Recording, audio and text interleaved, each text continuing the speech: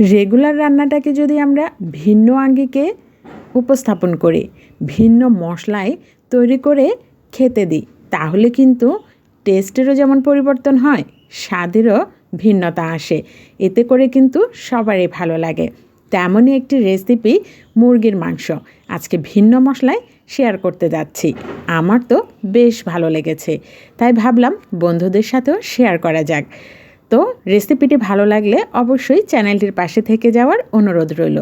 আর কি মশলা ব্যবহার করেছি দেখতে পুরো রেসিপি জুড়ে থাকুন। এখানে একটি মুরগির মাংস নিয়েছি, ভালো করে ধুয়ে কেটে পরিষ্কার করে নিয়েছি। মাংসটিতে কিন্তু ডিম চর্বিতে ভরপুর ছিল। অন্যদিকে চুলায় একটি প্যান বসিয়ে দিলাম, সাথে 1 কাপ পরিমাণ সর্ষের তেল দিয়ে দিয়েছি। রান্নাটা আজকে আমি সর্ষের তেলে করব। অপরদিকে 1 কাপ পরিমাণ পেঁয়াজ কুচি বা 3টি বড় সাইজের পেঁয়াজ কুচি দিয়ে দিয়েছি এবং সাথে দিয়ে দিলাম 1.5 টেবিল চামচ পরিমাণ আদা রসুনের পেস্ট। সবগুলো ভালো করে সুন্দর করে ভেজে নিচ্ছি যাতে মশলার গায়ের গন্ধটা ছেড়ে আসে এবং মশলাটা একটু ভাজা ভাজা হয়ে যায়। একটু ভাজা ভাজা হয়ে আসার পরে দিয়ে দিচ্ছি সামান্য পরিমাণ পানি। গুঁড়ো মশলা ব্যবহার করব। এখানে যে যে মশলাগুলো ব্যবহার করেছি বলে দিচ্ছি। দিয়ে দিয়েছি পরিমাণ মতো লবণ, মরিচের গুঁড়ো, হলুদের গুঁড়ো, ধনে জিরে গুঁড়ো, গরম মশলার গুঁড়ো এবং সিক্রেট মশলা। কি হতে পারে দেখি বলেন তো?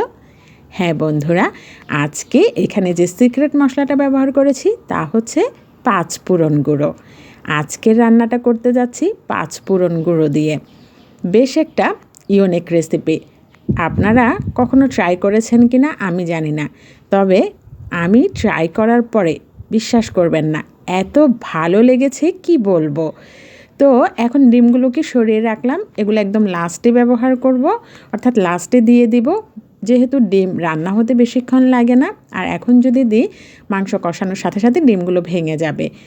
মশলার সাথে মাংসগুলোকে ভালো করে মিশিয়ে নিয়ে একটু ঢেকে দিচ্ছি। কিছুক্ষণ পর দেখুন বেশ কিছুটা পানি ছেড়ে এসেছে। আবার ঢেকে দিব, তখন আরও অনেকখানি পানি ছেড়ে আসবে। এই যে বেশ খানিক পানি বের হয়ে এসেছে, আর এই পানিতেই কিন্তু মাংসগুলোকে কষিয়ে নেব। অর্থাৎ গ্রেভিটা যখন একদম মাখো মাখো হয়ে যাবে মাংসের সাথে, ওই পর্যায় পর্যন্ত কষাতে থাকবো। মাংসটাকে কষাতে কষাতে দেখুন গ্রেভিটা কিন্তু একদম মাখো মাখো হয়ে গেছে, লুকটাও দারুণ এসেছে। আর এই পর্যায়ে এখন আমি দিয়ে দিব কিছু আলুর টুকরো। আমি আলুগুলোকে এভাবেই ছোট ছোট টুকরো করে নিয়েছি। আর আপনারা চাইলে ভেজেও দিতে পারেন, তবে আমার কাছে এইভাবে আলুগুলো সরাসরি দিলেই টেস্টটা মনে হয় যেন মাংসের প্রপার ঢোকে, বেশ ভালো লাগে। তো এভাবে আলু সহকারে কিছুক্ষণ কষিয়ে নিচ্ছি। এতে করে আলুটা তো মশলাগুলো খুব সুন্দর যাবে। এখন দিয়ে দিব পরিমাণ মতো পানি, অর্থাৎ যে পরিমাণ আমি গ্রেভিটা রাখবো বা ঝোলটা রাখবো। আমি এখানে 2 কাপ পরিমাণ পানি ব্যবহার করেছি, কারণ এটা একদম মাখো মাখো হবে না, হালকা কিছুটা গ্রেভি থাকবে।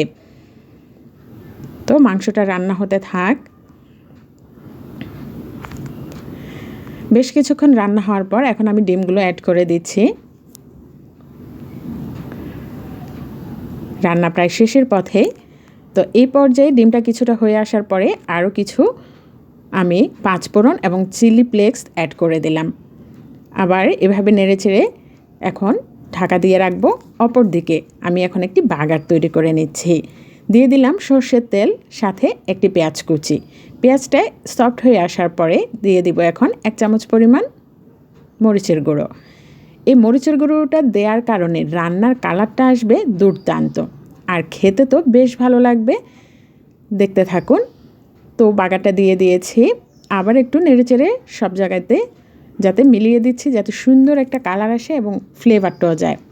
তো রান্না অলমোস্ট ডান। কালার দেখে আপনারা নিশ্চয়ই বুঝতে পারছেন যে খাবারটা আসলে কতটা দুর্দান্ত হয়েছে। একটি বাটিতে সার্ভ করে দেখাচ্ছি। অতুলনীয় এই রান্নাটা আপনারা অবশ্যই ট্রাই করবেন, ভীষণ ভালো লাগবে। এটি লুচি, পরোটা, নান, রুটি কিংবা সাদা ভাত, পোলাও সব কিছুর সাথেই কিন্তু জমে যাবে। আর টেস্টের যেহেতু ভিন্নতা, খেতেও বেশ ভালো লাগবে। তো আজকের জন্য তাহলে এই পর্যন্তই। আশা করছি ভালো লাগবে। আল্লাহ হাফেজ।